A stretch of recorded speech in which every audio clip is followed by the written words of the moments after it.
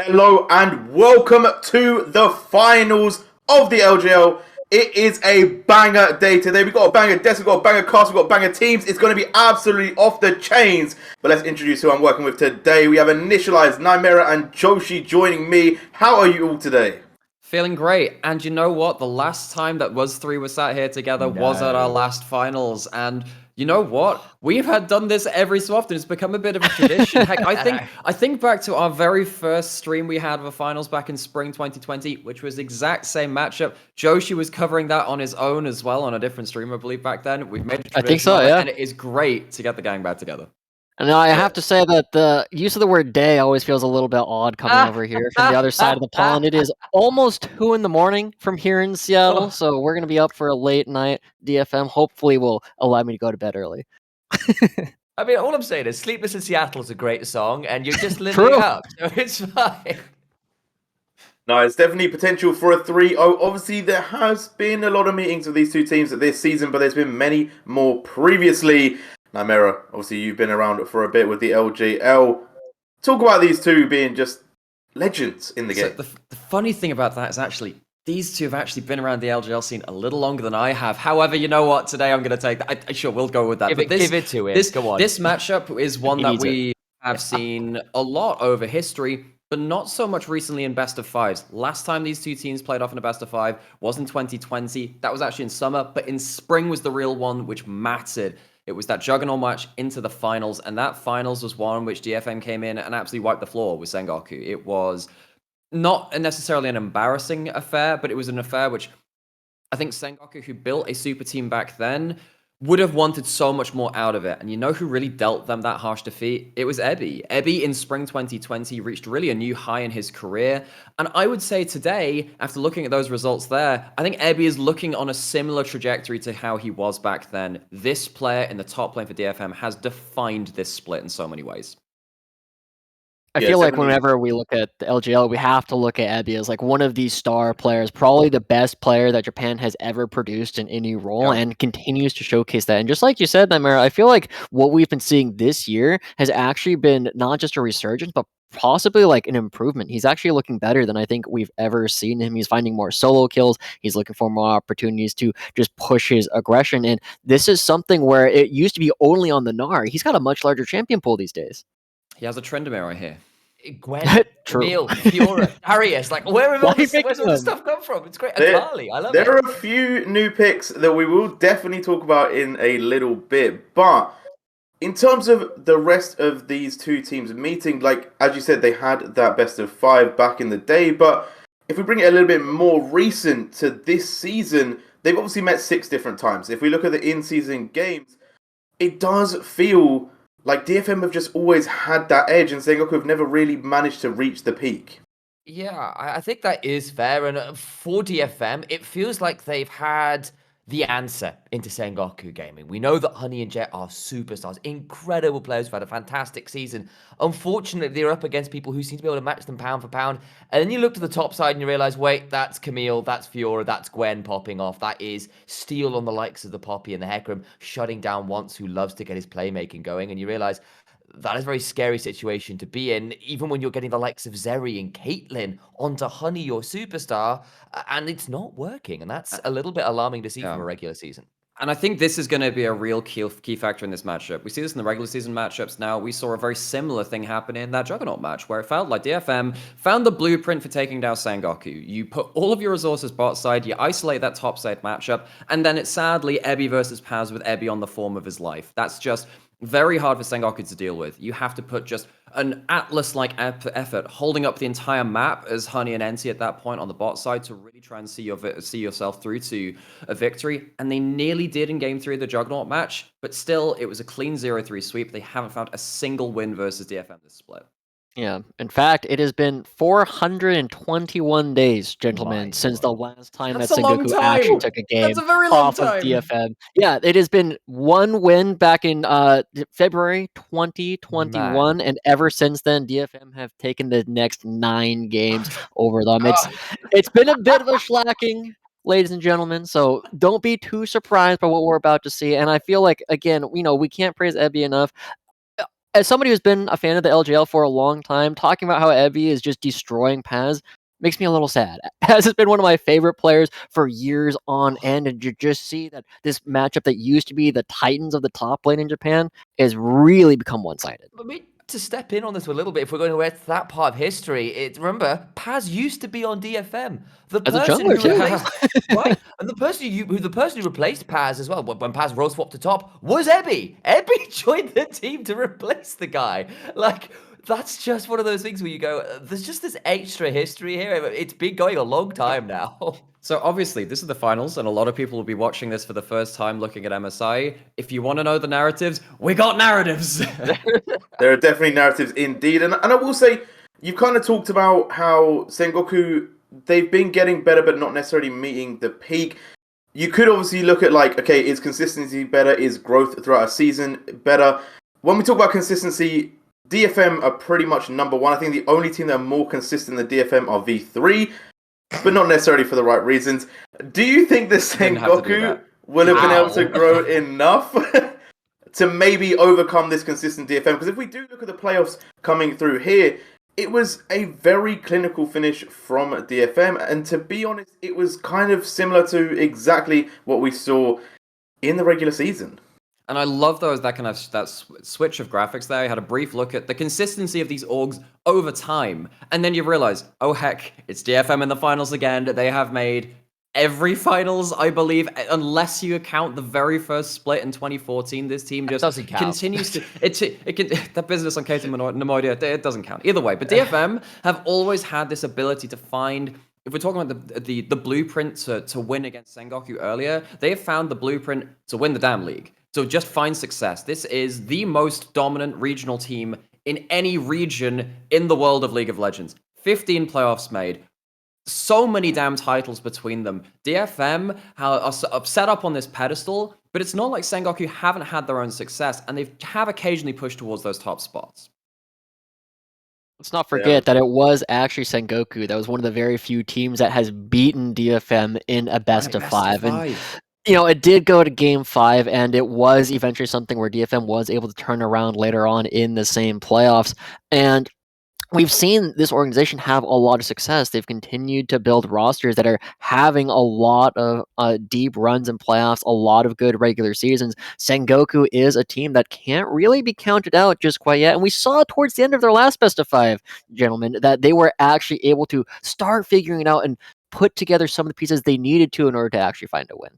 Absolutely. I mean, this is the team that replaced Unsold Stuff Gaming in the league, that came in and had to be alongside, like, say, the Hawks and stuff. Like these are the new bloods, the new big players in the league, replacing some of these old school teams that were supposed to compete with DFM, and they became the new guys on the block, and they've done pretty well at that. But the problem is they've always been second best thus far. They've never quite made it work, and they really want to change that today. But, it was a heroic effort to get to the finals out of their lower bracket run. But they are really going to have to turn up today, because we saw what happened the last time these two teams met. I don't know what you're talking about. Sengoku were actually the best team in the LJL on patch 10.5. Shame the finals happened on 10.8. You do talk about their kind of run to get here. Obviously, two teams taking slightly different paths, but also quite short journeys in general. They met at the Juggernaut match, which we do have some stats on as well. But then we saw Sengoku go to the lower bracket. They had to take on Russell Justice, who people were saying are looking pretty hot. Obviously when they beat CGA, there was definitely a huge, okay, damn, these people are here to play. The Burnicle game maybe a little bit more questionable, but the best of 5, it was a spectacle. And I actually would go as far as saying, I think that Sengoku Rascal Justice best of 5 is probably the most entertaining LGL series I've ever seen. It was 5 games of close run affairs.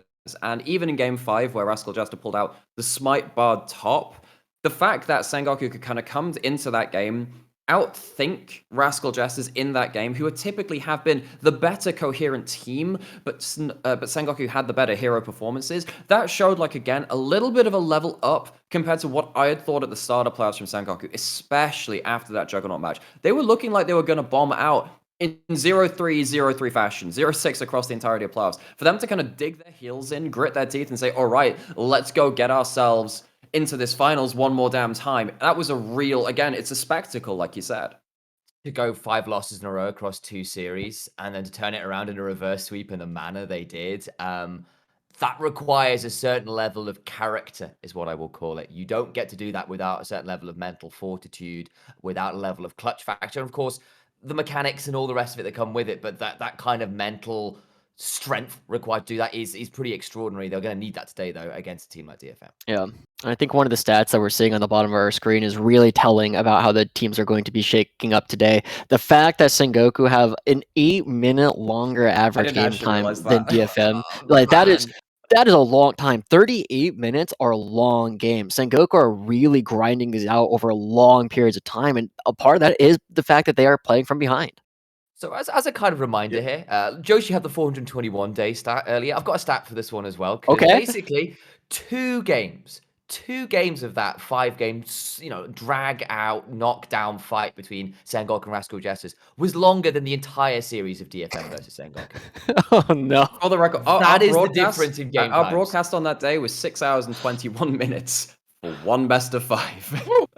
Okay, well, we've kind of talked about how they had those long game times. We kind of talked about how Sengoku, they've not really been able to compete. But if they are going to compete, we have to look at Honey. You know, Honey has been kind of their glory, their hope, their ray of sunshine. Yeah. Do you feel like this is the day where Honey finally gets his wins over DFM? So, this one's my graphic, and here is what you're going to need.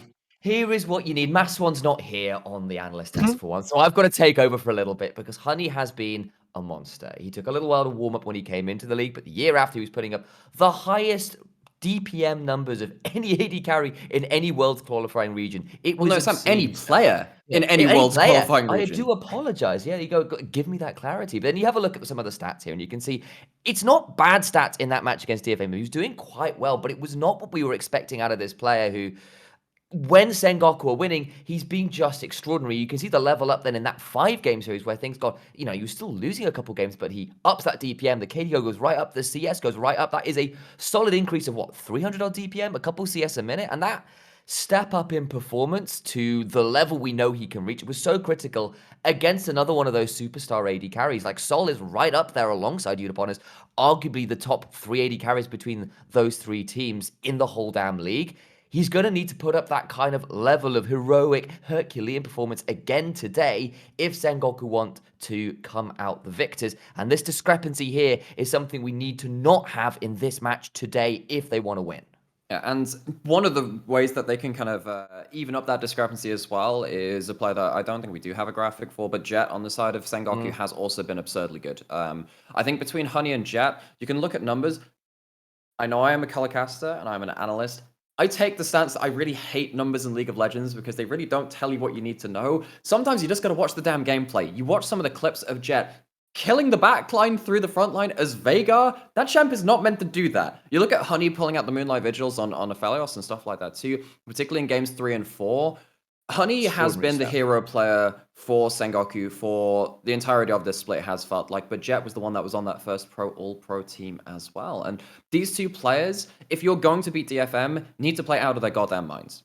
Yeah, and I feel like Jet, we've seen inklings of this even in their last best of 5, right? We saw opportunities for him to find solo kills up against Yaharong, and it's one of the big reasons why they're able to find all these isolated 1v1s and allowing Jet to actually get into a position where he can try and carry. Unfortunately, Steel's been way more active in his lane than his jungler has, and so it feels like even though Jet might be finding these isolated advantages, he's never isolated. I'm going to say, is it isolated at that point? It's isolated for about 10 seconds, and then there's like, wait, why is Harp here? Why is Ebby roam down as Mini now? Okay. Why is the jungler here again? I mean, to go a little bit off script, I mean, this is kind of a question about the whole LJL. No one really is as active as DFM in the early game as a whole. That's going to be a question which Sengoku need to have a coherent answer to in this series. Well, the questions that you're asking are, can Honey shrink DFM? Is Jet going to hit the runway and take off? We'll have to find out. But let's talk about another one of the big heroes for DFM. Let's talk about Evie, and let's not do it normally. Let's play a game, guys. We're going to play a game right now. We're going to play a game called Pick or Nah. Okay? Wait, Pick or Nah? Pick or Nah, okay? All it's right. very similar to if you ever watch Yu-Gi-Oh, a bit of Shadow. I'm there with you. Shadow Realms. So if we can bring up the first Pick or Nah, I want to get your importance on, do you take Renekton Or do you take Evi's Gnar? Oh man. Oh god. Now I this? see. I was thinking it was just full on London geezer accents coming out. No, it's literally not. All right, J-Real, I see you. Okay, right. So I think that DFM are the one team that can play Renekton. So if you would allow me to be a bit self-indulgent. I play Renekton in attack position around Why Harold. does he have this sound effect? How do you have that ready? What? Did you know this was coming? No one knew this. Joshi boy, I'm always ready. Oh my god. So Renekton Anyway, or not? yeah, Who would you pick? I would pick Evi's Renekton, particularly around comps which shut down enemy comps that want to win at Herald. There are some times where Renekton's really good, and DFM have shown the ability to play around their spikes around that objective. It's very situational, but you know what, DFM, I trust them to play it in those situations where I wouldn't do with other LJL teams. Okay, let's look into the deck. Let's draw the next card. Who is up next for the pick? Pikachu? Or nah? It's gonna be Gwen. So, initialize. Do you pick Gwen or do you pick Gnar? Oh, I think Gwen is a little harder to make work these days. She's less blind pickable than she once was, but into the right matchup, she's still very, very good. I think I might go Gnar here, though, purely because I think it's a little bit easier to get into a draft blind right now, though. I think I prefer Gwen in the counter options. I know Gwen's had a hard time with the patch changes recently. Exactly. I have to say, I think Gnar is probably the easier option right now. There has been a bit of changes, but admittedly they did play Gwen in the last game in the regular season. They did put on a pretty strong performance. But on to the next one, Josh. You can hit this one up. Would you pick Akali or Gnar? Oh man, that's another interesting one, right? And I feel like I have a very similar conundrum as Initialize did, where, the fact that he has picked up Akali this season has made him a really big threat, but it's a counter pick threat. This champion is so hard to pick blind because there are so many champions that are just going to beat it up early on. And Evi's Gnar is tried and true. This is the guy who would blind pick it even when it's not meta. He's going to find these wins on it, and I'm going to have to go with Gnar once again when push comes to shove. Okay, so we're getting some Gnar votes in the final card in the deck. Potentially, some will call the Exodia, some will even call the God card. It's the Trinity or Gnar. This one's pretty easy. I mean, has anyone checked Ebby's Twitter today? Trinidad's the pick. I think Trinidad is the pick for multiple reasons. I feel like we've also seen Sengoku have some really difficult games against Trinidad that aren't Evie as well. So I definitely think Trinidad is 100% up there, but are we all looking in Trinidad for this round? Yes. Absolutely. Okay. Next pick 100%. Yaharog plays it. That's the deal. It's like, just pick the It is time to finally show you the power of the Gnar card. Let's bring it up onto the screen. This is what you could have chosen through this season. Any regrets on any of your choices? There are no weeks in DFM drafts, J-Real. You're a third lane top laner with a fourth rate pick. I feel like we're doing a little bit of a disjustice here to Evi's Gnar because that is the only champion he's lost on this season. Everything else, literally everything else, has 100% win rate. Oh, that is true. But then, to bring it back to slightly more analytical, the thing about these champions is that DFM can play all of these in so many different positions. I mean, even the Akali we were talking about, even the Gnar. Being situational. If I see Gnar out of top lane, I'm going to be quite angry. But the thing is, I mean, you can take the Akali away from Jet rather as well. That's a really big pick. Yarhoron can play it themselves. There's so many ways that these picks can make themselves. This is a really good way to highlight these champions. This is just great, J-Real. I love this so much. I'm well impressed. The thing is, I feel like Gnar has obviously been a defining pick for Evie, so it felt like we had to talk about it, even though he doesn't necessarily have the top stats on that pick versus some of the other picks that he plays. Obviously, it is a very, very strong lock-in at the moment, and to be honest, around the world, people have been playing Gnar. The rise of the champion has come up throughout the last couple of months, and even though maybe the KDA isn't as great, it is how much damage can he do on this Gnar? Those ultimates to come through, the damage, the solo kills. It definitely feels like a pick that has to be thought about and cannot be left open. But Tryndamere is 100% getting banned. Yeah.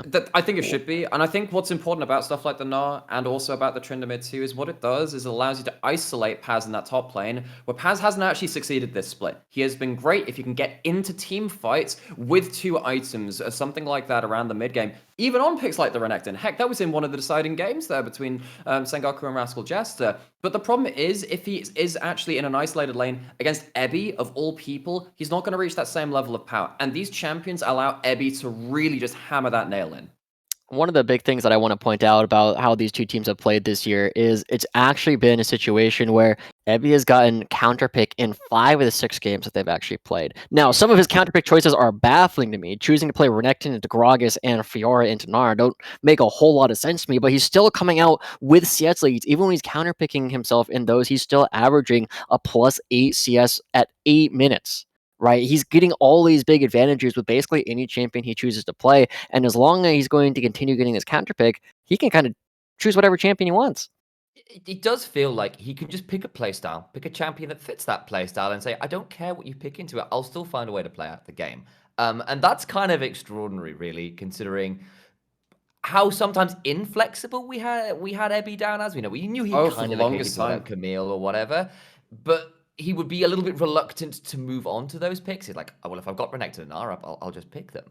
That kind of opening up of the champion pool this season has been so exciting to see. And then obviously when he's doing it and it's like, yeah, well, I don't care what you pick. I'll just pick Fiora and Darius, whatever else you have against it, and I'll still beat you. It's kind of like that level of, I'll call it BM. That's probably a bit of a harsh way of putting it, but that level of confidence, there we go, a little bit more respectful, is something pretty extraordinary to see.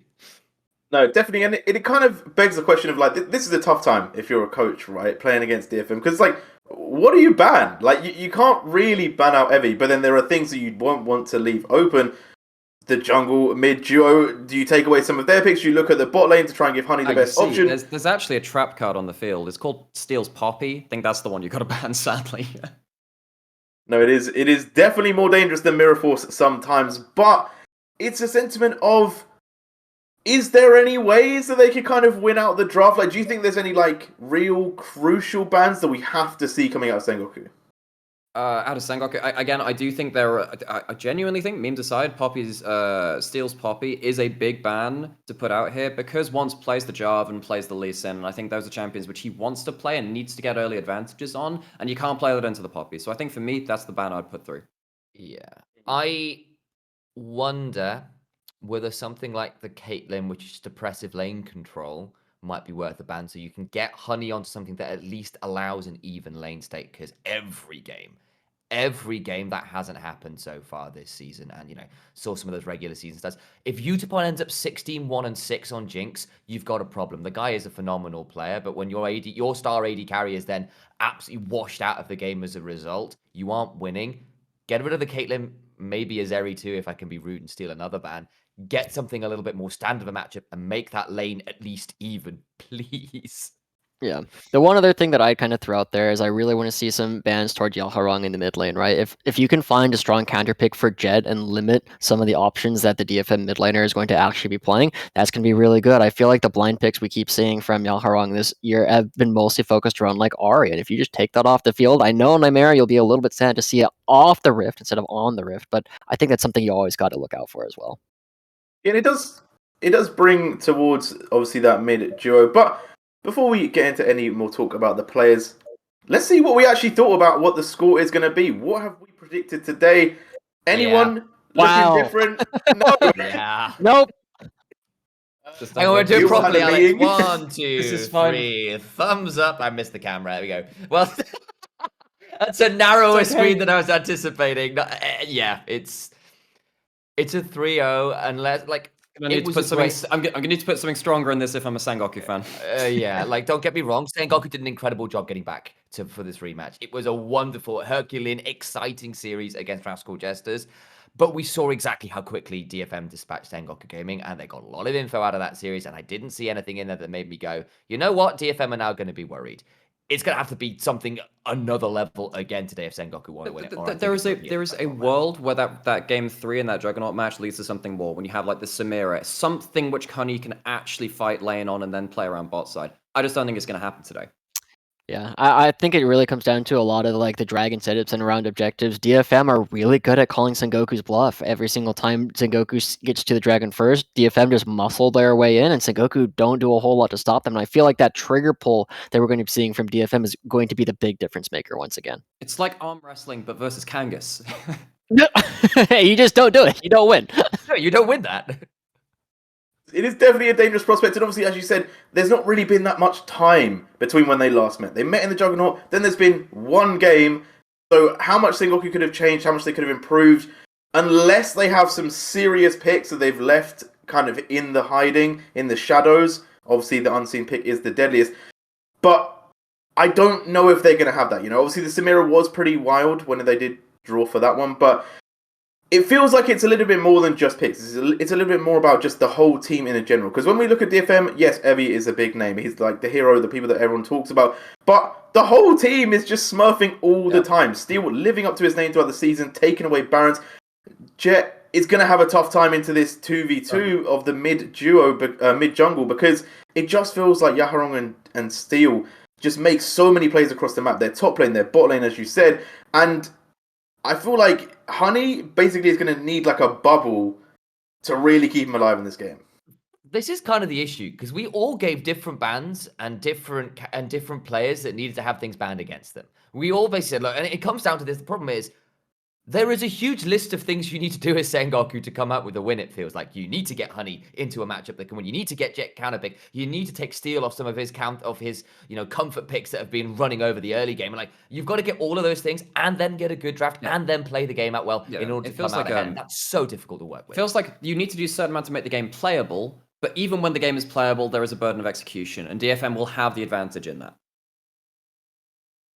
No, they definitely will. It's just, and I like that you brought up the Dragons as well, because every time that these two teams have met, DFM have taken control. I think there was one game where they were 2-2, but unlike Rascal Jesters, DFM aren't playing solely for the soul. So it is definitely kind of a thing of they keep the Dragons in their pocket, but they don't necessarily push all the way. Do you feel like maybe Sengoku should try and switch that up and be like, actually, you know what, we should just try and take a little bit of a book out, a leaf out of Rascal Jester's book and just try and play for an early soul game? I don't think they can. I think we've already touched on the fact that DFM are incredibly active in the early game, whereas a lot of the other teams have kind of struggled to find these early leads. And if you're already going to be going into Dragons 1, 2, and even 3 with a gold deficit, I don't think you can really do much of anything other than try and sneak things out from underneath DFM's nose. And I think that's, there has been kind of a philosophical kind of divergence between teams that want to play towards early soul, and that's normally around something like a Jace, where you kind of like, you stack up dragons, you force them to come into your poke. That's one way to play the game. You don't want to do that when Paz is your Jace, because Paz isn't really that kind of player. He wants to be playing the disruptive team fighter. I don't think that's big for them. I think what you need to do is get early gold onto Jet and Honey, see if you can give them the window of opportunity to really make a big play. Again, it's just so hard to do any of this stuff against a team of caliber of DFM. I feel like the last bit that we really have to talk about is that bottom lane. We've talked about it from a Sengoku standpoint, but DFM, they're not slouches. Like, what I mean? We talked about how difficult some of the other matchups have been for teams like Russell Jesters that play really through the bot side, but DFM can do it all. This is part of the reason why I put Udapon up as my first All-Pro ADC was, yes, Honey and Sol are right up there, and there's a very, very valid reason to put them as that kind of like their best ADC in the league. But the fact is, Udapon can play any goddamn style you want him to. Hell, he can roll swap top for the first time in 5 years, pick up and still come out with wins against some of the better teams in the league. Like, that flexibility of play style is just extraordinary, and sometimes we kind of undersell Udapon, that kind of extra carry turns up in team fights, not really going to play for lane. And then you turn up to the games you saw against Sengoku in the regular season. This one is like, we're going to smash people by picking Jinx, by picking Zeri, by picking Caitlyn Lux and destroying people. And that's very scary to work with. That play flexibility is just horrific difficulty to crack. Quickly, okay, well, because we're getting very close to game. Yeah. Notice Mass Swan is not on this desk. It is because it is a very special day. We started the stream 2.5 years ago. He's going to be casting his first finals today. Give him all your love, all your support. Lexi, you're going to smash it. And he's alongside, of course, Middlecott, who is going to have an incredible series as well. Both of you two, you best enjoy it. They've heard a lot from us. We don't want to harp on too much about it. We'll see if Sengoku can strike once, twice, or 3 times. Who knows? But we're going to finally hand it over to the casters. Middle court and Mars Swan, take us away. Welcome, everybody, to the caster desk. Middle court, Mars Swan on the mic. This is going to be a hype one, Lexi.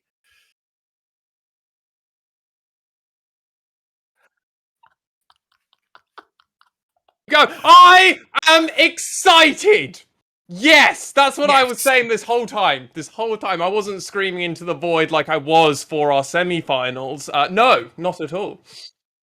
Not at all. And the desk have sort of been over a little bit of the background on this game, and I know that something that Shai's actually just highlighted was that a lot of the people on the desk had different ideas of what the team should be banning. And Lexi, I think you've got your own thoughts as well. Yeah, so I went through and had a look at the previous time these two teams played, and we're still on the same patch. So theoretically, why are we going to change too much? Caitlyn, Tryndamere, and Karma, I think, are the most important ones to highlight. I think DFM could honestly ban a slice of bread and they'd probably still be okay. I think these are the big important champions. I completely agree, though, with Nymera calling out that Poppy. We saw how much objective control Steel gave DFM purely through one pick. So if that's going to be the case, I want to see more of those targeted bans towards Steel. And I think the jungle matchup's a very scary one for the side of Sengoku Gaming. Yeah, Once has not had the best performances against DFM this split. It's been pretty... Well, I mean, even when he was on Burning Core. Lexi, We're not going to go Burning Core, okay? Yeah. I know we've got a lot of new viewers in for the finals, but let's not scare them away by talking about 2021 Burning Core, okay? Okay. Okay, right. Okay. With that said, this is a very, very hype matchup, and obviously we are coming into it heavily DFM favored. Oh, I mean, I think our predictions are a perfect one. You've joined the desk with that 3-0. I think I need to defend why I've gone the 3-1. Right. I think you do, buddy, because a lot of us have said that this is going to be a bit of a wash for Detonation FocusMe. Now, do you remember the fact that the DFM super team didn't go undefeated? They didn't do anything crazy. This, while they've had more time to gel together in the spring season because we haven't had to do half a split and everything else, I think the DFM will do an oopsie daisy and Jet and Honey will get to pop off a game. I think that's it. And I think that's where we're going to leave it because we are jumping into Champion Select. Oh, look at how hot this looks! Game of the LJL Spring 2022 Finals. Well, some of those bans are already coming out. The Silence, the Karma, the Tryndamere. It's like I predicted this. What is going on? Zeri as well. Lexi, it's almost like you know these teams quite intimately. Oh, it's almost like you and me especially have covered almost every single game of the LJL. It feels like we've covered a hell of a lot. DFM though, Hecarim, we're on patch 11.50b. He's probably the most picked champion on this patch outside of maybe something like a Rising Global play. Hugely important. Pony for DFM. And Steel only played this champion when he faced against Sengoku in that first best of 3, or best of 5, I guess it technically was. Well, technically a best of 5. It was probably closer to the speed of a couple of best of 1s that we've seen. Sengoku, though, gonna respond with a bit of a safer option for Honey in the bot lane with this Xayah, as well as Once's famously Sin. I mean, the Lee Sin was huge in that matchup against Rascal Jester, so I love to see it. But immediate, quick response from DetonatioN FocusMe with that Misfortune and Leona. This is all about the engage and zoning for DFM. They've got great follow-up, and now I'm expecting just to see a few more dive champions, or they can pivot into poke. It really depends on the options, the side that Sengoku wants. By the way, Ebby's Jace would be sicko mode here. I would absolutely love it. Get that poke down initially, and then with the Hecarim, the Leona, dropping the bullet time on top as well for that follow-up engage. But a gauntlet has been thrown down in the mid lane. Jet pulling out a blind pick. LeBlanc and Sengoku probably going to target a couple bans towards Yaharong to try and enable this pick as much as they can. So I love the Vex ban here. We have to actually see a Lissandra ban from the side of Sengoku because you can still play Lissandra in the DFM comp. It's very much a thing you can do. Obviously, hard counters the LeBlanc. So I'm hoping they're going to keep target banning the direct counters to LeBlanc, because we know Yaharong will pick up something like that. DFM, though, it's not going to be a Renekton for Ebby. I'll be honest, I wasn't expecting it with this comp. I'll be real with you, Middlecott. The other ban, though, I'm expecting for DFM, probably... They're doubling down! Look at this, Lissandra! Oh, I'm calling this shit! Yeah. I'm fine. I think it's so important for Sengoku, because whilst we said that DFM are probably one of those teams that is able to get a bit more done in the early game, you kind of got to withstand that a little bit. So they've opted towards a couple of early game champions with this LeBlanc and this Lee Sin, an infamous mid-jungle 2v2. Now, I have to see where DFM throw this final ban. Could potentially throw it towards Paz, try and secure a priority matchup, but they've actually been listening to the desk, and they know that you don't win an arm wrestle versus Kangas, and they've taken him off the Rift. I completely agree. Also, especially into a Misfortune. Like, Shield into Misfortune used to be meta like a season a bit back. Remember, well, actually 2020, when Misfortune got her buffs all the way back then, really started popping off. It's going to be the NT-Nautilus, a big pickup, though, for the side of Sengoku Gaming, and has actually looked like one of his better champions to split. It's no Tahm Kench for NT, but it's still been rather promising. Nice engage, very strong at getting that lockdown onto an immobile target, like potentially a Misfortune. So we'll have to see if those hooks are landing, and if he's able to get those dip charges off onto the backline. Well, it wouldn't be the first game of the LJL finals if it wasn't getting an Ebby Gnar up in the top side. This is blind. Paz is going to be able to respond. The question is it going to matter? Well, let's see what the counter pick option is going to be here. It's going to just be the straight lock-in Ari. Okay, right. So, no, this isn't going to happen. I doubt we're going to see that from Paz. In all reality, I'm kind of expecting more of a Gragas or a Graves kind of angle coming out of Paz. I think it's far more his kind of style. A Kennen would be really... Oh, wow, we're actually seeing the Jace Paz. I'm a little worried for this. It's been a hot minute since we've seen this from Paz. I believe the last time I really recall seeing this was back in his V3 days. Yeah, and that was a long time ago, and it's a pretty bold place to pull out your first Jace of the split, I believe, in Game 1 of the finals. But I like it. You've got a little bit of a buffer now. It is that best of 5, so you need to lose 3 times to go down. And pulling out something a little bit different in Game 1 to maybe unsettle DFM could be a way that Sengoku find themselves into this series. An angle. The thing is, DFM have very standard, very simple to execute composition here. There's not a lot of tricksy here. It's basically just, let's still get a full clear, or even half clear. He can honestly just do kind of some cheese stuff. The Lee Sin can invade early on, but I just don't see that happening. Though Sengoku do have a level 1 advantage, with that Nautilus as well picked up. So I think that is an angle. Actually, now that I think about it, Braum's there. Braum normally is the top support when it comes to level 1. Braum was banned. So Braum was banned. That's right. Right, yes, they did do that. So actually, no, yeah, I still think Sengoku have the better level 1, but it's marginal, and also DFM execution is just kind of easier. Yeah, and... It's Ebby's Gnar.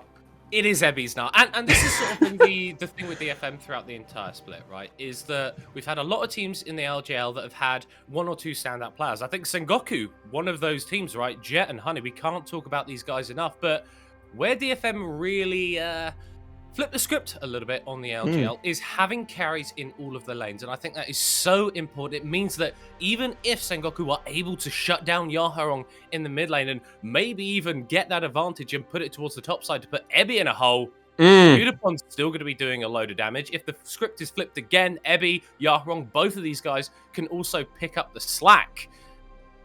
That's one of the real... I'm just worried, mate, because something that we saw in the pick and ban phase is Honey opted to go for the Xayah over the Jinx, and we saw Jinx be such a polarizing pick for Sengoku in that previous series. But I'm excited, they're going on the Rift, mate!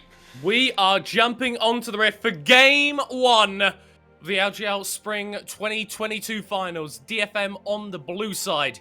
Heavy favourites looking to take another title, another trip to an international event. Sengoku desperately hoping for a victory here today.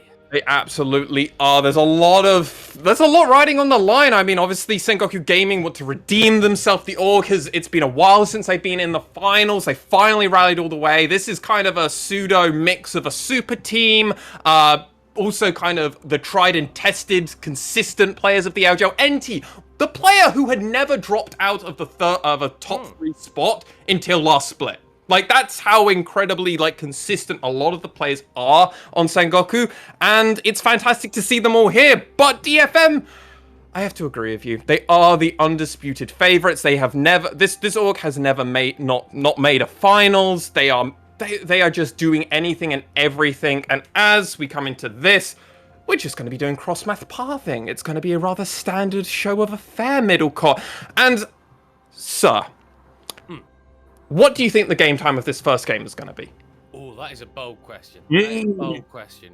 Because, I mean, Sengoku have shown tenacity, right? And they were able to come back from a 0-2 deficit in that matchup versus Rascal Jester in the previous round. And whilst that grit, whilst that tenacity is worth a lot, the power that DFM have shown in the early game is going to be very difficult to deal with. I think we're probably looking towards 32 minutes as a win for DFM, although they may just try and win the game in the first 2 minutes, as Honey is forced to flash away in the bot side, not what you want to happen. Oh my god, so much just used, choosing to go for that Zenith Blade first and just kind of baiting it out. Flash level 1, it's 2 minutes in. Sengoku, this is awful. This is terrible. And if you look at this, Once isn't actually coming down bot side. He's actually going top side. So you're not even going to get jungle support here. This could go bad to worse because remember, Steel is pathing down bot side. They could do a level 4 invade, I feel. Or even just dive. Or just a level 2 engages. Why not? Taken low, and with these health bars getting pretty anemic, maybe DFM are setting up for a dive. And already, Lexi, I'm looking over at my prep doc and it says win conditions for Sengoku. Make sure that Honey is even or ahead. Those win conditions are already not being met. Yep.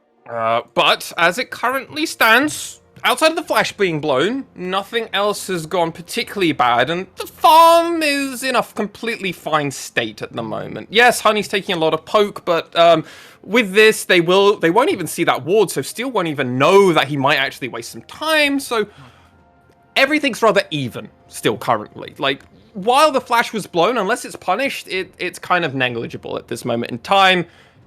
Top lane is just an absolute top lane, because I mean it's Ebby's Nar, so it's very top lane right now. It's very top lane, but that ward is coming back to haunt Steel.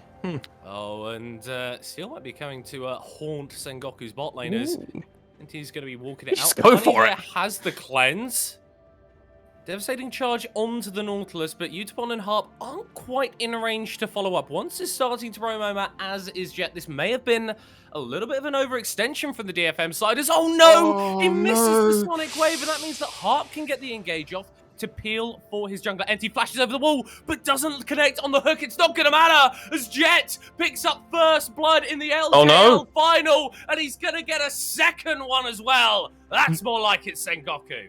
They rotate first. Jet's even pings on the map. There were pings moments before that play. Jet came down and honestly saved that play because there was an opportunity there with that Sonic Wave missing from once that it wasn't going to be able to go through.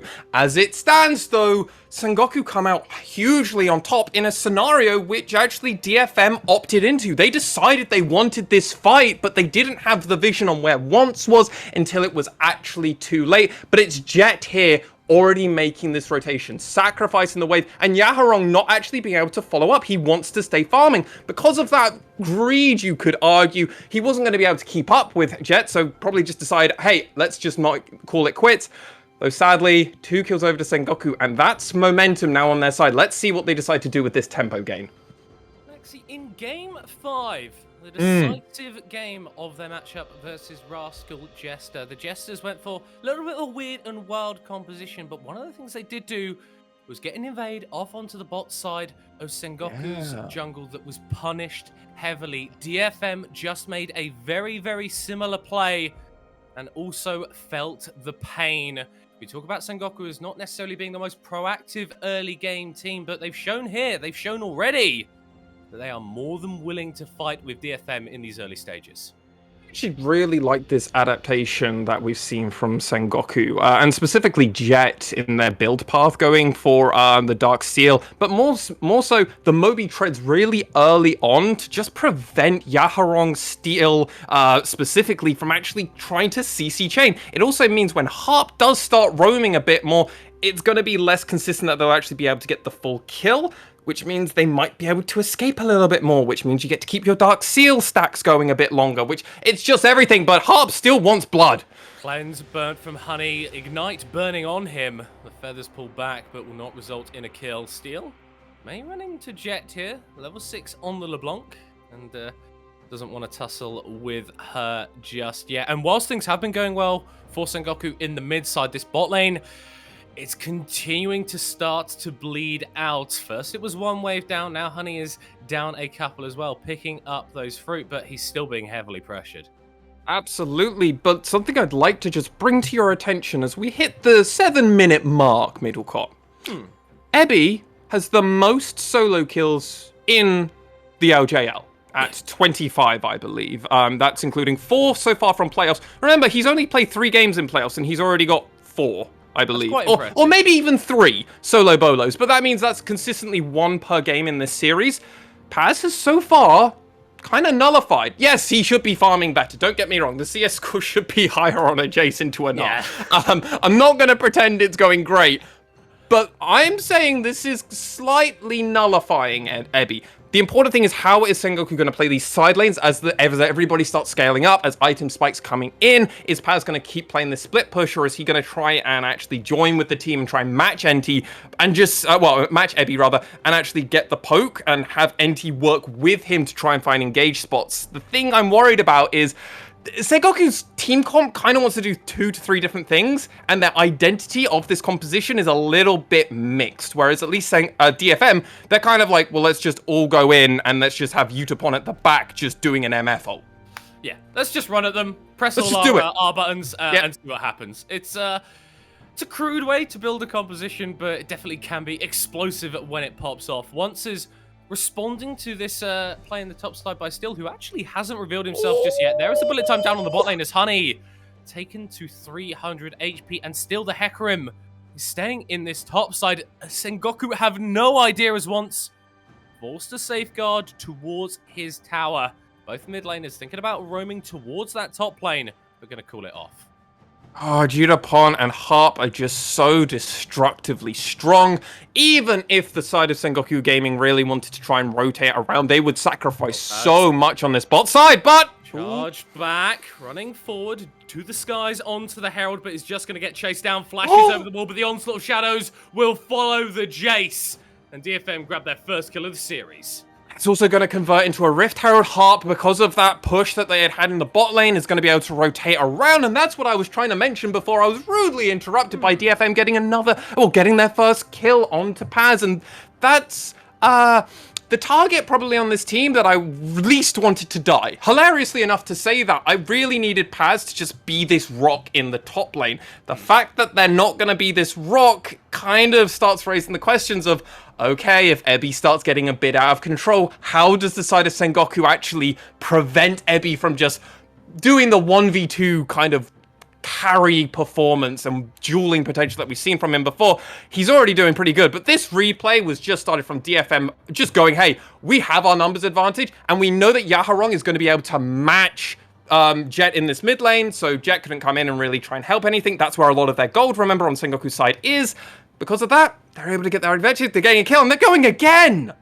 Drake started up by once, but DFM are hustling and harrying the rest of his team. Jet is going to be charmed. NT is going to get thrown back as Yaharong is continuing forward with the Spirit Rushes. Utapon secures the first kill of the fight as Yaharong goes back over the wall and once is forced to flash away. Playmaking tools off the Lee Sin and priority in the river for DFM.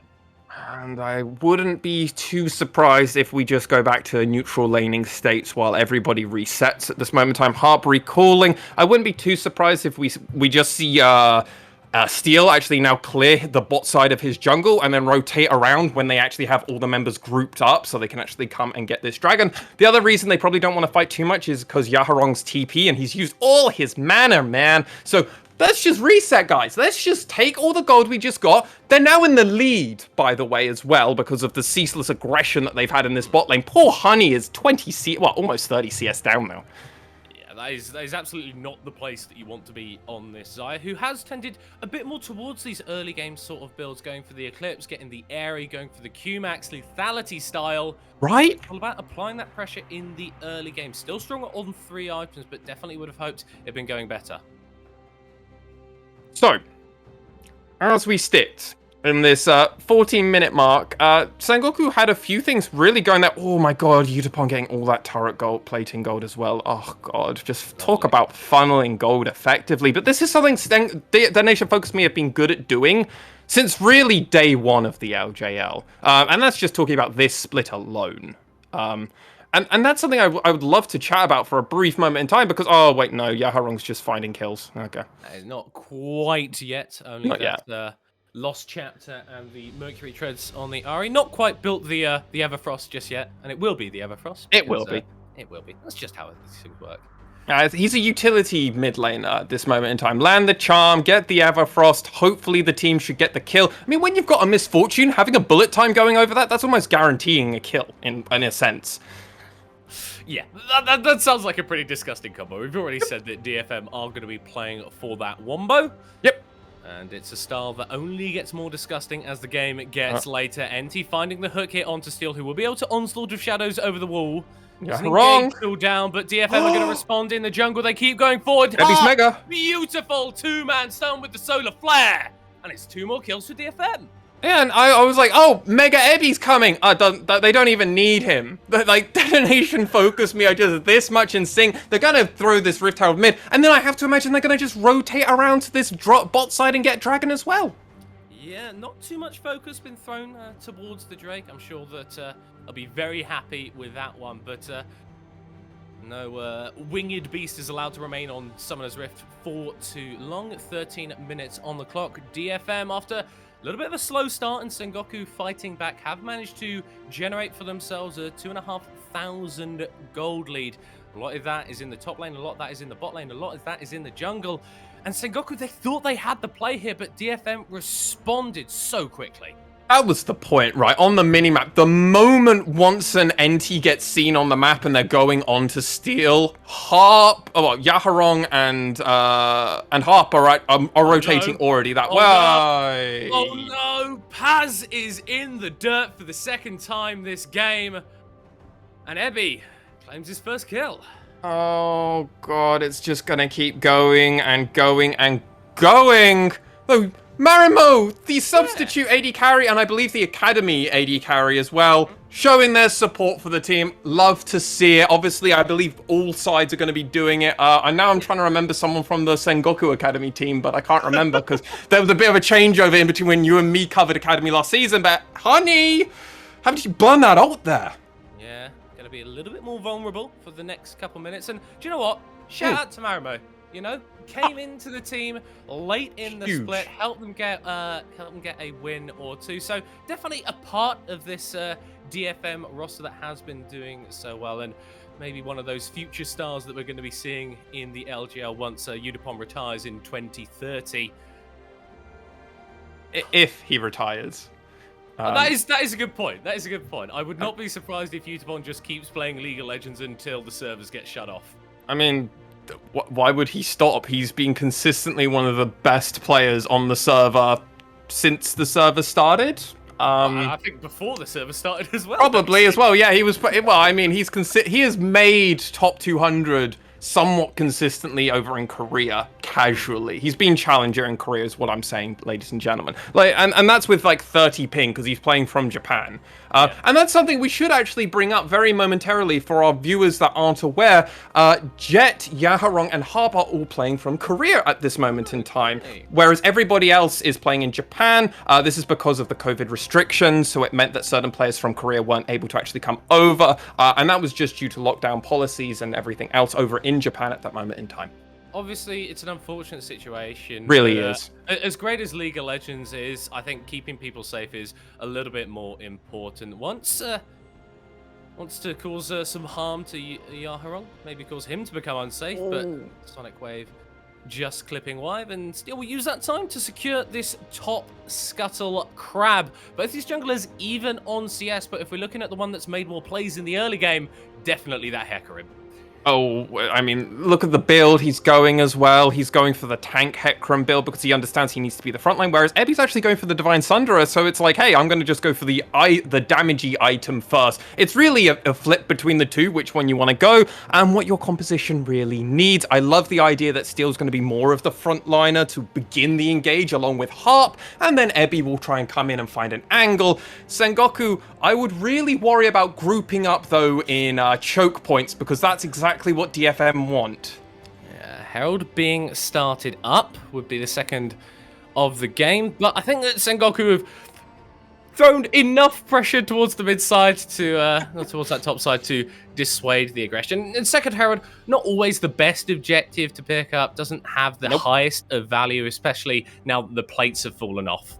Don't do a Fnatic versus G2, is what we're saying here. Don't... No, it wasn't Fnatic versus G2. It was Cloud9 versus Golden Guardians, where they just punted randomly second Herald, for 4 kills, and the game was over there. That's the match I'm talking about, not Fnatic G2. We don't talk about Fnatic G2, especially as a Brit. That just hurts a little bit. That was a series of... It feels like we've had a couple series of League of Legends in the past 24 hours or so that maybe didn't deliver quite as much as we would have liked. But hey, in LJL, we have been chilling, still in awe of that semi-final win that Sengoku were able to pull out. And they're going to need some more of that tenacity. They're going to need some more of that grit and determination if they're going to pick up this Game 1 win. Because one of the things about DFM is they rarely give up advantages once they get them. Yeah, and that is a fantastic point, because that is just how consistent the team has been once they get there, right? Like, a lot of teams kind of, especially in the LJL, they kind of struggle to cleanly close out a lot of their games, and that's where it partly comes down to that average game time, right? Like, Detonation FocusMe, on average in playoffs, have a 30-minute game time. They've only played games versus Sengoku, so we should expect probably a 30-minute match here. In the regular season, where they played more games, so we have a larger sample size to pull from, 28 minutes. Yeah, that's how good they were. And they had the shortest average game time, except for, I think, V3 who lost faster consistently. But that hurts to say, so we're not going to talk about that. Well, I think you've already just talked about that, Lexi. So the train has left the station, okay? And it's got V3 Flame on board. Well... They did that to themselves, is what I'm going to say. To a certain extent. But let's not talk about 8th place. Let's talk about these guys, the pinnacle of the LJL. Well, yeah, first and second, both in the regular split and coming through playoffs. A lot of people were saying that Rascal Jester may be the team that would have had the better matchup versus DFM, but they didn't have the better matchup versus Sengoku, so they are here in the final. Drake is going to be spawning in 30 seconds time. Very, very late, actually, for second Drake to come onto the Rift. So we'll have to see if these teams think that's worth playing towards, or whether that rotating around the map, getting some vision somewhere else, or maybe securing a tower is the optimal play. Well, DetonatioN FocusMe aren't typically a dragon stacking team. We've just seen that in general. They prefer to just prioritize getting heralds, opening up the map, and then kind of playing the map once they've got a tower or two down. Eddie, though, is going to definitely be collapsed upon here. They don't know it's happening, but at this same time, what does that mean? Well, Ebby cleared the wave out, so they haven't got anything to do here. Ebby! Mini-Na is not particularly tanky, and he'll go Mega just in time to crunch himself away. Burning down, the Sonic Wave goes wide and he flashes away! No way are you away, Ebby! This is why we have been saying Ebby can't get better than what his Worlds performance was, and then he found another level to just go up and improve. This tank build for Ebby going in huge. You can't dissuade that. The fact is, that was just fancy footsteps, getting the Mega just in time, ulting, immediately jumping. The flash Sonic Wave was so clean. But what that meant was DFM were able to push in mid. They got mid turret, they got bot turret. They're just applying pressure around the map, and it was Sengoku's loss, and they objectively went for the play. Yeah, DFM got that Drake as well. So, oh my god, yeah, they did. If we're talking about a team maybe prioritizing the Drake to get other stuff on the map, it didn't really work out. DFM kind of got their cake and ate it as well. Ebby, beautiful escape. Yeah, as I've already said, they did that. But I'm going to highlight the mini-map here throughout all of this, because this is where the actual action happens. And that's because they get that mid tower, they get that bot tower, and then, as you said, they get the dragon and they rotate around. DetonatioN FocusMe didn't miss a beat this whole time. I have to imagine Ebby was going, it's fine, it's fine, it's fine, it's fine, it's fine. Like, I don't, like, just keep doing what you're doing. I've got 3 of them here. They're wasting time. Oh, no, do you know what? As an Udyr player, I've been in a lot of those situations where you're kind of just spamming bear turtle, going, nah, you don't get me. Nah, you don't get me here. Nah, you don't get me here. And Evie has been able to sort of be flexible in that playstyle. Hart potentially caught out here. That's a kill for Jet. That's another one for the LeBlanc. That's good. But you're still in a pretty significant deficit. Still taking a load of damage from Honey, actually. 2 items complete on the Xayah. Muramana completed as well. So Sengoku actually in a fairly significant point of power, and they're going to use that to focus onto Ebby. You got out the last time, but can you do it this time around? That's Everfrost not really connecting onto anyone, as Jet taking more damage than he trades. This Gnar is just way too good, man. Yeah, absolutely, and because of this, Yaharong actually held the wave for a bit longer. He wanted to make sure he could crash this wave, get the next one to crash, and actually take this turret in this whole exchange. Look at this! Sengoku are full backing now because they didn't make anything for that play. Ebby has been an absolute terror for them.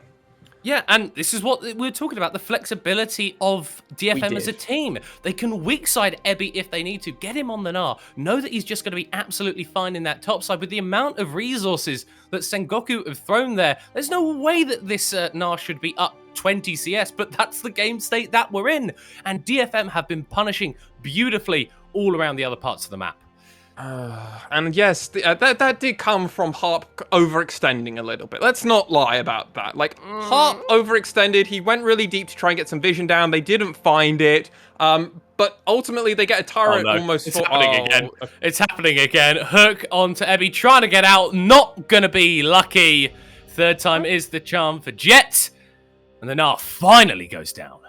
I mean, this is just Sengoku placing as much vision around as possible. DetonatioN FocusMe having a lot of their vision nullified or just taken out one way or another. I'm liking this angle, but finding random picks like this, especially at 23 minutes, isn't gonna just win you the game. Now, if you find a bunch of these picks around like a 10-15 second interval, that's when you can start making something. But if there's no big neutral objectives, you're just kind of getting a kill and that's kind of it. Whereas when we saw this from DetonatioN FocusMe, they always converted it into something else.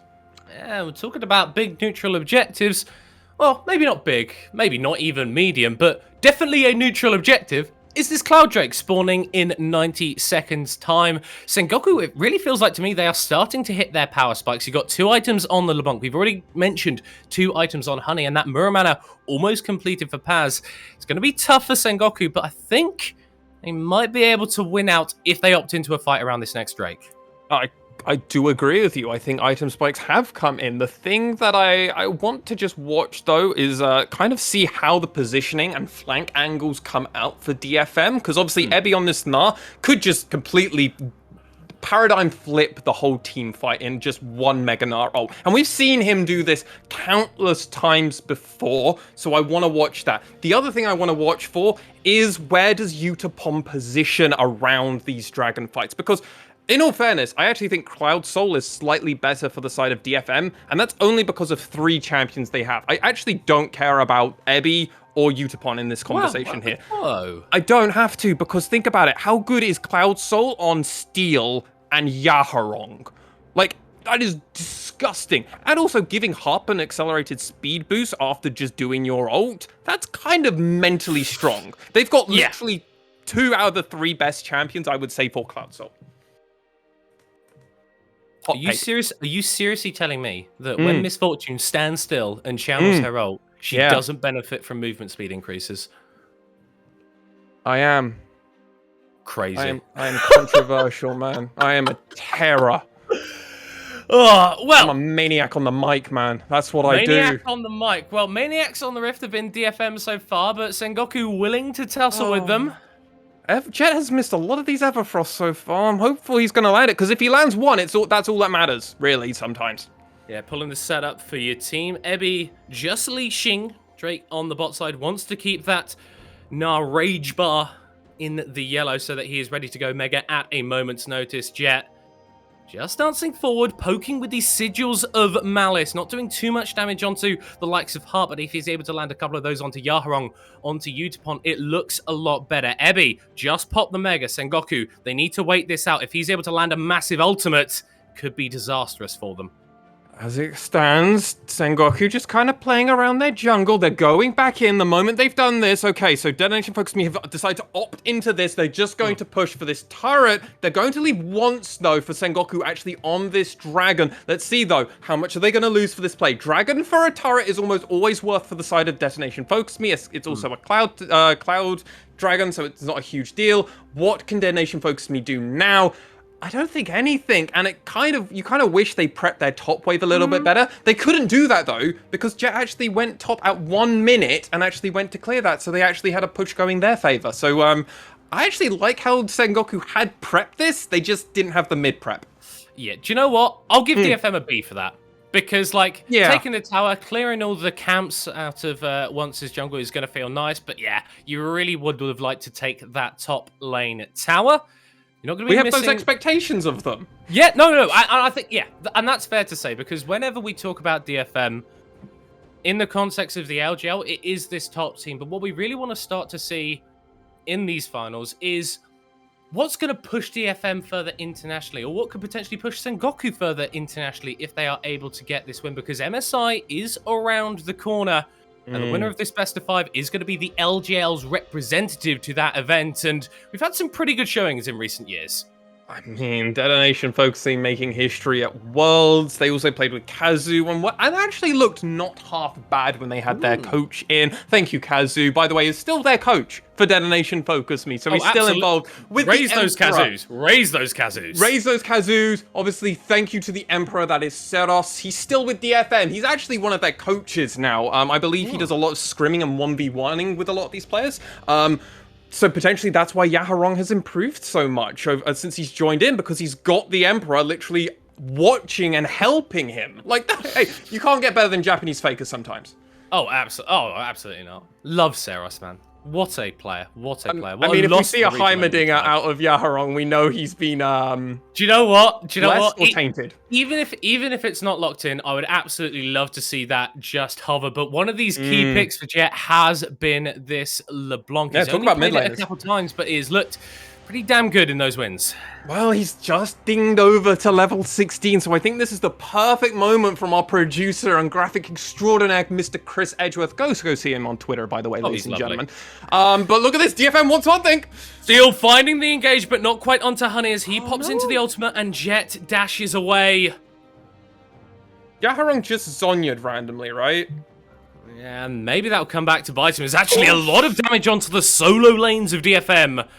Ari and the Gnar both pretty low on HP relatively. Ebi about to go Mega and forced away. And I think this is what I really wanted to see from Sengoku. It's some more of that grit, it's some more of that determination, willing to go toe-to-toe with DFM and not back down despite the fact they're in a deficit.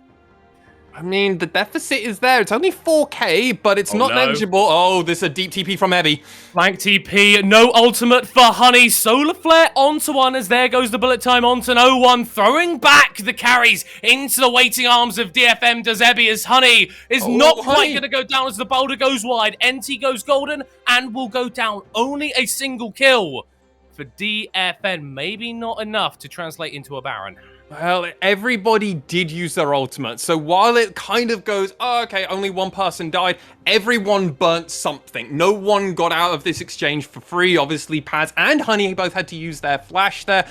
Only real summoner used for the side of DetonatioN FocusMe were those TPs. Yes, Ghost is gone for steal, but it's not really a big deal. He used that before the first fight even came in. So it's really just those TPs, and I don't feel like that was enough out of using those neutral objectives. Those are pretty huge. Jet has used his as well, but Paz has got his open, so there's opportunities there for them, and it's 1 minute till this Cloud Soul. Well, Cloud Dragon, rather. Cloud Dragon, and we're going to get a replay of this fight, and it was a nice idea from DFM. I really like this as a concept. I think it was well disengaged by Sengoku to really shut it down.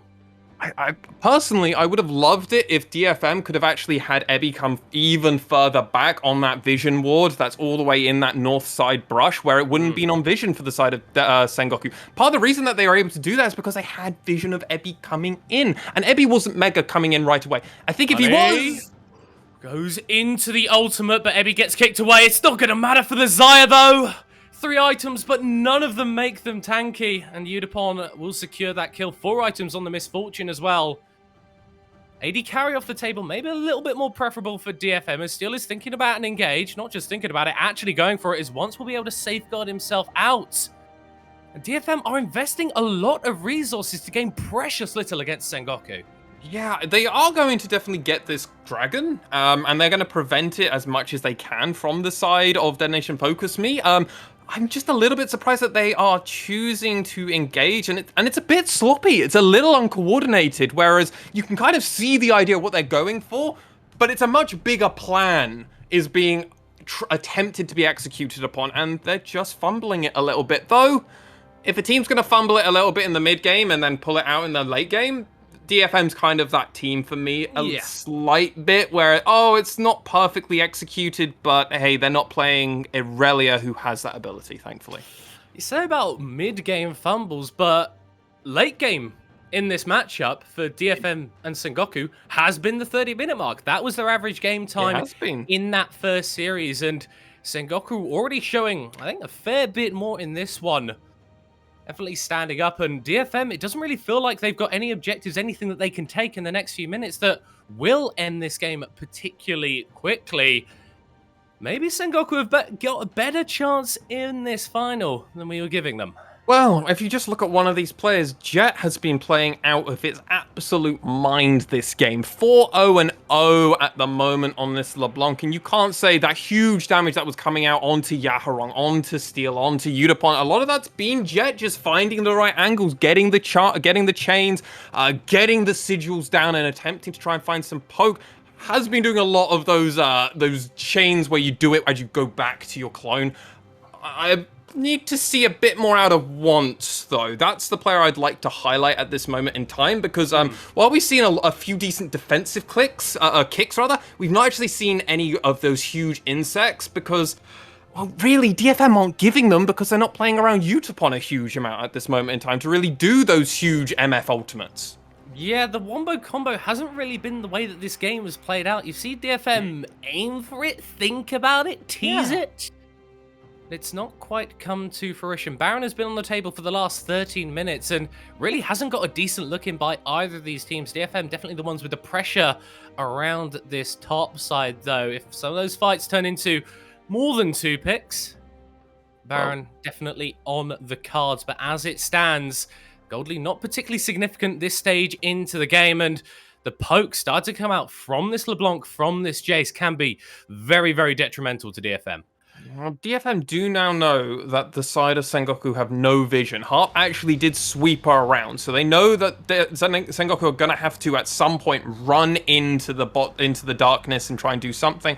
Jet doing it face first, but doesn't find any members of DFM as they had just reset. And now look at this, Ebby's on the bot side. Looks like Sengoku were going to trade probably for nothing, can get this mid turret. I'd be surprised if DetonatioN FocusMe can really fight them. Yeah, it's sort of at that point where you can't really fall D5, and I like that we did highlight Jet there going forward, trying to find that vision, has gone for the Banshee's Veil and the Zhonya's, so not only does this LeBlanc pump out a fair bit of damage, but also got a little bit more survivability than your old man's LeBlanc, and last a little bit longer in these fights, which may be exactly what Sengoku need to pick up the win. Ebby taking down that bot lane outer tower for a little bit more solo gold. That top lane tier 2, the final one remaining for Sengoku outside of their base, whereas DFM's tier 2 line is all intact. Harp just not CC'd up by the Everfrost, but does still get the chains. Ebby is on the backline, and Honey is already on half HP. The kick away onto Steel. Once again, DFM can't quite find the engage. No, they just struggle to find it. Sengoku just trying to peel themselves as best as possible. And when you've got a tricksy LeBlanc, it's not too surprising. Oh, 2 ults now from Ebby haven't hit anybody. Yeah, and DFM possibly struggling so far. Sengoku are continuing to stand up while it is only game 1, and this team has played a lot of League of Legends in the past 72 hours. So we'll have to see if they're able to keep up this defense, keep up this stamina for the rest of the series, because being in a deficit and holding off on your opponent making plays is such a mentally exhausting thing to do. A thing that Sengoku do have in the back of their heads, though, is that if a team fight remotely starts going in DFM's favor, it will snowball horrendously from that state for the side of Sengoku Gaming, because they have a wombo combo with some peel, kind of team setup and team fighting. If they win, they probably win by an absolute landslide. Yeah. It's all going to be on once. It's all going to be on Jet for Sengoku to really try and prevent that. But look at this DTP and it's off vision. It's happening again. The engage is attempted onto Honey, but once again flies into the feathers. The ultimate from Nar doesn't hit the AD carry, only onto the Nautilus as Jet is in the backline. Gets the shutdown onto Utapod, and now Sengoku will look for the fight. But their mid laner is isolated. He's left alone. He's taken out. It's a 4v3, and DFM will feel favored in this one. Health bars still pretty healthy for Sengoku as Yarong looking for the flash jump, but he can't quite get the kill before a member of his team is taken out once, finding the engage, finding the kill, and Sengoku, they're doing it! Ebby, the last one left alive, the Sonic Wave connects, he flashes away! Dragon is still up though, so Sengoku are going to take their prize as fast as possible. I really hope so. Mega Knight just comes up, but Sengoku knife edge that team fight. And while it looks so good at the start of Detonation FocusMe, channeling your ult as a misfortune can leave you a little exposed, and Jet did find them. Though this all started because a fantastic flank though from Ebby, but it's Jet I want to pay attention to, as look at this. Fantastically done by the side of DetonatioN FocusMe for setup for this, but when you lose Utapon immediately, what can you do afterwards? And the issue is, Jet doesn't die immediately. Look at this, so much time is wasted, and this whole time, Honey is getting to do damage. Once is getting to do damage. Paz did a bit of damage, that's something. And when you look at these health bars, as you mentioned in the call, yeah, they kill Honey, but at what cost? Well, it actually cost them the whole team fight once, and Paz outputting huge sums of damage. They get that dragon, and DetonatioN FocusMe is now playing a little bit from the back foot. And I didn't think that Sengoku would be able to hands check DFM. No one did. Ebby, Yaharong, Utapon, Steel Harp, all of these guys, top 1, top 2 in their roles, not only understand the game very highly at a fundamental level, but have the mechanics to back it up. And it was that man in the top lane. It was Paz, not Jet, not Honey, not these two carries that we highlighted. It was that man in the top lane, the man that was almost forgotten about, the man that was put behind in the early game, pumping out the DPS when his team needed it most. Sengoku, that gold lead that DFM had, basically negligible at this point. Sole point for the red side team, and we could be looking at a massive upset in game 1 of this series if Sengoku are able to find a couple more fights like that. I mean, I don't even think you'll need to have a couple more fights. I think, Middlecott, at this moment in time, if DetonatioN FocusMe win a team fight, I think the game's over, especially if it's around a Baron fight. Vice versa for Sengoku, I think they could legitimately deathmarch push. You just need to have some ways prepped for this. That's what DFM are so good at doing. That's why when they close a game, it's like a dime flip. Everything's done and dusted. The game is already over. Your inhibitors are done, and you're already 4 or 5 steps behind. DFM didn't get that in this game so far, so now they're struggling to find the closeout. And Sengoku Gaming, as you mentioned, they hand-checked them. They found the angles, and everyone's now level 17, level 18. Levels are really starting to come in. Everyone's hitting item parity, and this is something that favors Sengoku. Chains on to steal. They will pot through. Dodges from the charm Jet. You are playing at a knife's edge, but that is exactly where he wants to be. Rabadon's death cap completed, so this LeBlanc is absolutely terrifying. Yaharong and Utapon need to be so careful with their positioning, and you can see that with the itemization that's come through. Edge of Night for Utapon, trying to block one of those spells, and Azonya's also in the process for Yaharong to soak up some cooldowns. But against a player of the caliber of Jet, I don't know if these defensive tools are actually going to be enough. I agree with you. And while there is currently an item disparity between our two AD carries, oh my god, Jet, that is dirty. Yeah, I don't blame Sengoku for now feeling pretty good. If they're going to... DetonatioN FocusMe now want to contest, they're going to lose their support. And we saw, funnily enough, a lot of Barons being taken. It's gone. It was Rascal Jester. It's gone. DFM aren't here in time. Maybe they can look for the fight afterwards, but Sengoku definitely in a strong point. Steal already taken down the clone, the only one to die from Sengoku before Jet falls, and now Enti fails the flash over the wall. DFM, if you can find the chase, if you can keep going, you can rescue this fight. You lose the Baron, but you have not lost the game. Honey, Paz once need to pull out some heroics, need to pull out something from the very top drawer. Ebby throws one into the wall, but he's low HP himself. Honey forced to cleanse as he is also low, but gets the first kill of the fight. The second kill is for once. Ebby taken out, taken low, trying to kite back as much as he can. Sengoku are doing it. How is this happening? Once, yes, please pick up the kill. It's getting turned around. He goes golden. Ebby throws out the boomerang, gets the kill and the shock blast. Not quite there. He's so good, but Honey is pushing the top side at this moment in time. Talk about a knife's edge.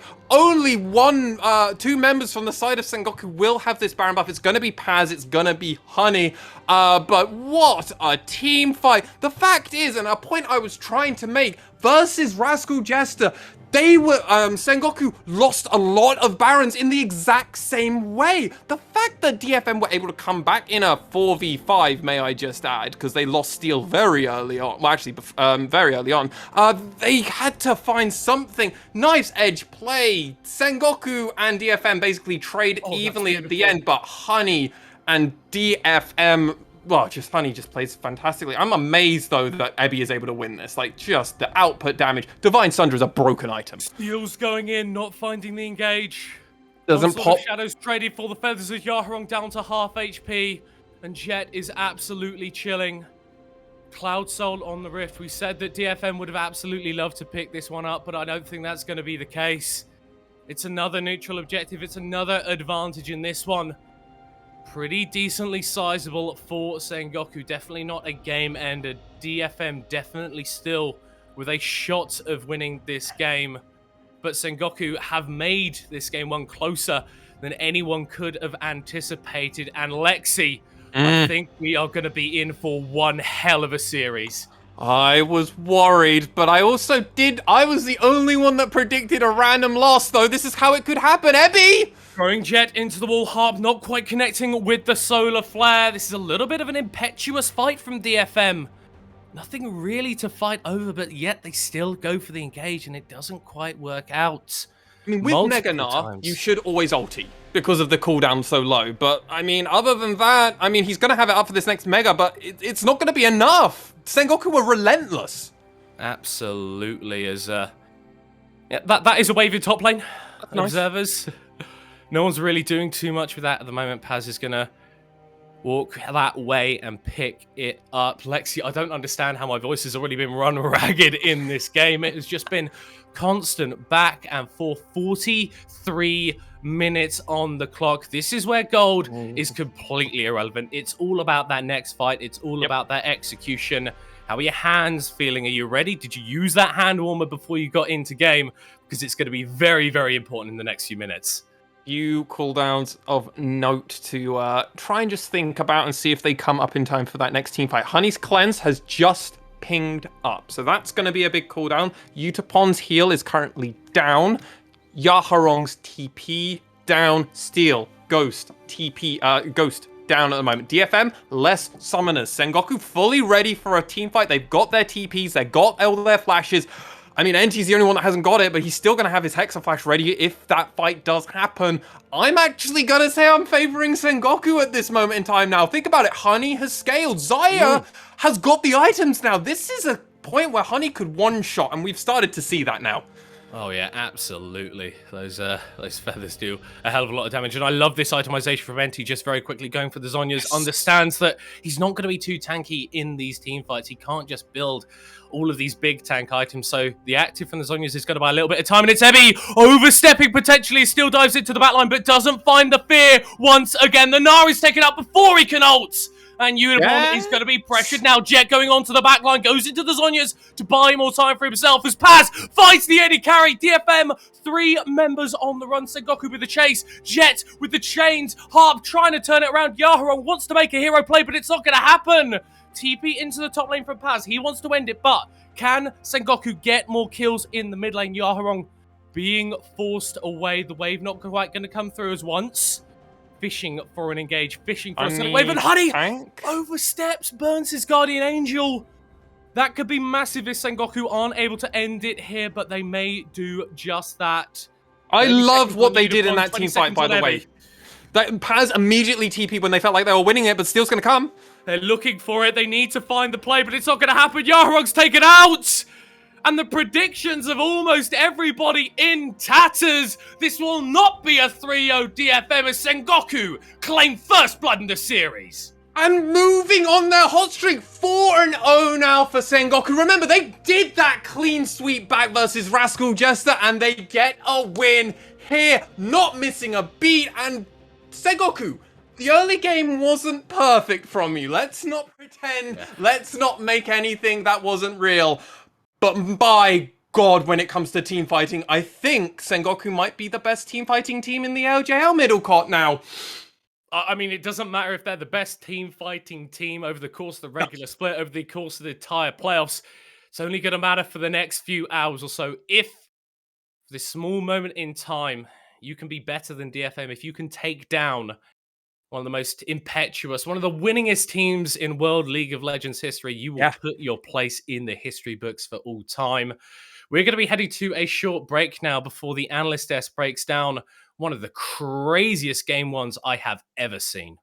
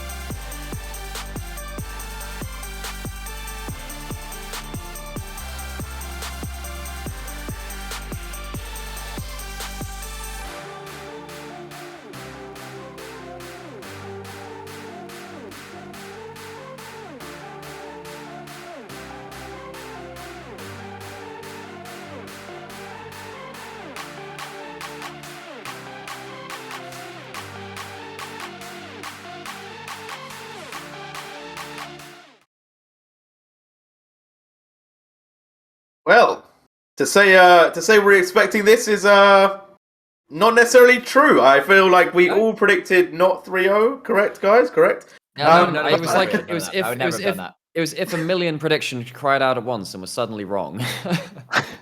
But you know what? Respect to Sengoku. They came through, they took us by surprise, and do we maybe see more of this form? Like, is this what we could potentially expect? Do we maybe see a 2-0 now? I feel like a lot of what we've seen so far in this game is Honey just making like the barest minimum of plays, but also I gotta be honest, we saw a lot of flubs from DFM in a lot of the fights that they went for. They weren't on the same page in everything that they were doing. We didn't see the Hecarim going at the same time as the Gnar, and then, while Honey played excellently to keep himself alive, his opponents gave him a lot of opportunities to look really good. And that's really the note which I want to hit as well, because it does feel, it's a fantastic win by Sengoku. Pulling off that late game magic against DFM, that's huge. DFM also kind of handed it to them. If you are diving with the Hecarim and the Gnar into the Xayah Feathers, that's obviously not going to go well for you. And the angles they chose to try and take with the TP didn't quite work out.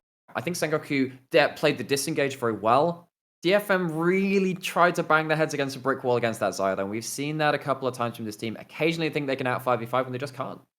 Yeah, I mean, like, you saw multiple TP flanks from Ebby that seemed amazing. Like, you get onto Honey, and then he gets kicked away as he's Mega Gnaring, so Honey escapes just that, or you misread the Duke from Honey, who goes one way and the boulder misses, so he survives. And that meant that when they were trying to set up for the Baron around some of these sort of mid-game to late-game plays where they did have the advantage, where they were up 6,000 gold, it wasn't quite landing because they couldn't kill the AD carry and they couldn't kill the smite, so it stalled out, and then it hits late game, and we saw what happened.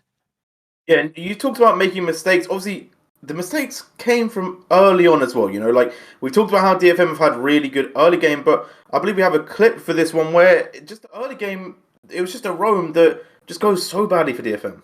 And this is basically DFM, who have zoned Honey off the wave. They got a really good early level on Zenith Blade. They blew a lot out of him. It looked really good, and they try to keep them away from tower.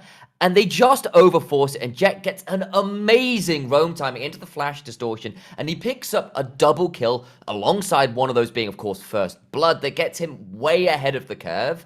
And one of the big pressure points and problem points for DFM as this game went on was you didn't shut down Honey quite as much as you'd like, yes, but also Jet gets to 4-0 real quickly in this game and becomes such a nightmare, such a thorn in their side.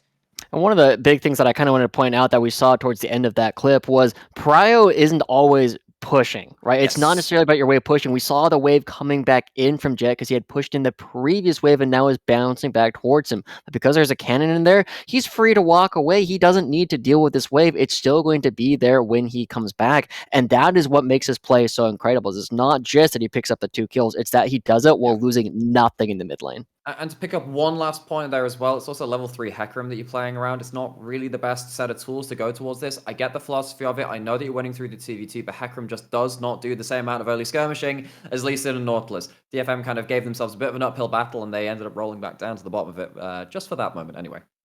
Yeah, and we talked about kind of what pick you would choose if you were Evie to move on a little bit, and Evie said Gnar. He said, I choose you, I'm going to pick up the Gnar. He took that from the deck, but all of this stuff, culminated in a pretty good game from Evie, because this is a long game. This was a long game. This wasn't just a quick, easy Sengoku win, and Evie really turned on the Jets in that top side. It did, and if we could run the clip for this, I want to show a bit of this, because this isn't about kills, but this is about Evie getting Mega Gnar, blocking out Shock Blast so Paz misses cannon minis. Look at this. He just sits there and says, sweet, cool. I'm just going to push you into turret. And the fact that he takes control of this lane, Gnar versus Jace, he did it versus Fudge at MSI last year. He's doing it versus Paz in his own region yet again a year later. And what this means is that you have to draw then once towards the top side. Because you know that the jungle's top side, you see bot side making a play at the back end of this clip too. And it's just DFM playing around Ebby, drawing so much attention on his own without having to draw any extra resources himself. It allows DFM to do so much around the map. Steel gets to play differently. Once doesn't necessarily have the information to work with because topside's really not working at this point.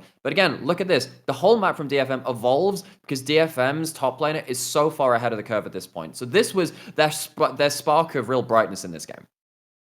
Yeah, talking about evolving. Admittedly, it didn't feel like maybe one of the starters, maybe felt a little bit more like a Metapod evolution because it didn't really take them that far. They put up a strong showing. They had a lot of defense, but didn't necessarily find a way to pick up the wins. And we all talk about how good DFM are at team fighting. You know, we talked about a lot of teams, especially Russell Jesters as well, but Sengoku today have proven that they know how to team fight. And Joshi, I know you got the first clip for this one, where Sengoku just do it better.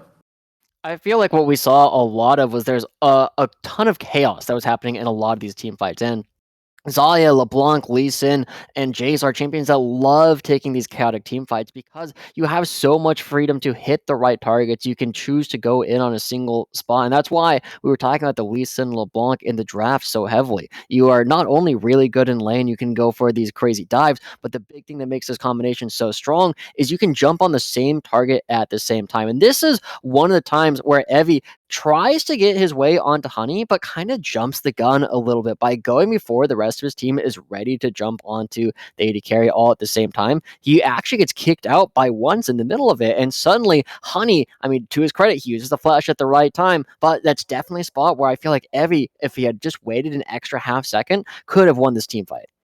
And I think what when we see Honey's impact on this too, we also have to talk about Jet, who takes Udabon off the table. And when you don't have that misfortune raining down bullets across the entire enemy team, a lot of your consistent DPS is now gone. I know it's a lethality MF, but it's still the person who needs to kind of clean up the back end of the team fight in a lot of ways. And Sengoku, they have that Jace on the top side. Paz lands a 3-man shock blast, that actually Sam picked up when we were watching that in the green room too. Well, I say the green room, the other channel in the Discord. Yes. But we just see that Sengoku, they managed to get that battle line straight. Their carries stay safe. They take off the one real threat on the other side early into that team fight. And even though they're behind that gold, they find their objectives in that team fight and they end up winning. And that is a recurring theme throughout the rest of the late game. Yeah, and we have to look at the last team fight, the end gaming clip. Let's roll that one. Initialize, you can kick us off with this. And while a lot of these fights have been really good clutch moments for Sengoku Gaming, this one was just DFM running straight at them. Was no teleport flank. It was just Anar and Hecarim going straight forwards and Sengoku turning it all around. You see Paz gets onto Udapon. You see it run down from here. And credit to DFM afterwards for doing their best in a 3v5 to try and stall the waves and the rest of it. But it's panic mode at best. And it was a pretty ugly engagement. At least some of the others, like you saw the flank from everybody. That was pretty good, like in the previous fights in terms of at least an angle onto the Xayah. This one was running straight through the fence. That was not what you wanted to see. If you have the fight one as flank, that was flankant. It is going straight down the middle. It's going straight into the fence. And it's really just not what you want to see into that Xayah. And I think that it's very difficult to kind of engage at the same time as the Hecarim and the Gnar because the Xayah ult, if it dodges both of them, you're so screwed. Like at that point, just call the fight off, run away, you've lost that fight. But in this one, it wasn't even just the Hecarim and the Gnar not going in the correct timings in regards to each other. You don't even have the Mega Gnar at that point. Ebby gets CC'd up and can't even flash forward to go towards it. And it just felt like DFM were banging their heads against this brick wall of the disengage when they maybe should have found another angle of play to go towards. Well, we'll see if they can improve for Game 2. We're going to go to a short break, and then we'll be right back to set you up for Game 2.